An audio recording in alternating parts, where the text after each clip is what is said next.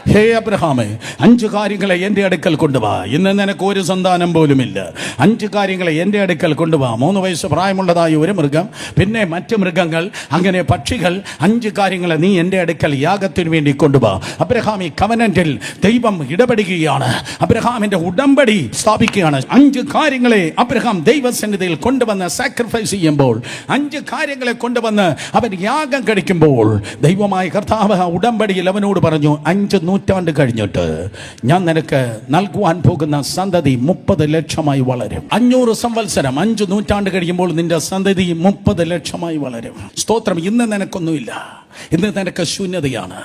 പക്ഷെ നീ പോലും ചിന്തിപ്പാൻ കഴിയാത്ത ഒരു നിറവ് ഭാവികൾ നിന്റെ ലൈഫിൽ ഉണ്ടാകും. ഭാവിയെ നോക്കി ആമേൻ പറഞ്ഞേ. അടുത്ത മാസങ്ങൾ, അടുത്ത വർഷങ്ങൾ, അടുത്ത കാലങ്ങൾ.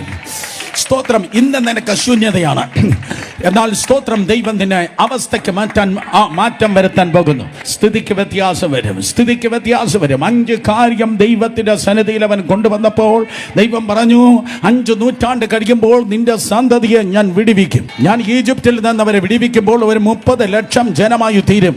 ലോകത്തിലെ ഏറ്റവും വലിയ സമ്പത്ത് അവന്റെ തോളത്തിരിക്കും. എന്നിട്ട് ഞാൻ അവരെ ആ ജാതിയുടെ നടുവിൽ നിന്ന് ബഹുസമ്പത്തോടെ പുറപ്പെടുവിക്കുന്നു.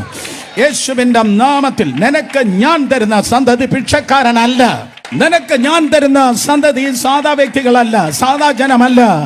സ്തോത്രം. ദേശത്തിന്റെ, ലോക രാജ്യങ്ങളുടെ നമ്പർ 1 ഏറ്റവും വലിയ സമ്പത്ത് ചുമന്നുകൊണ്ട് ആ ബന്ധനത്തെ തകർത്ത് അവരത് ആ വാഗ്ദത്തത്തിലേക്ക് കുതിക്കും.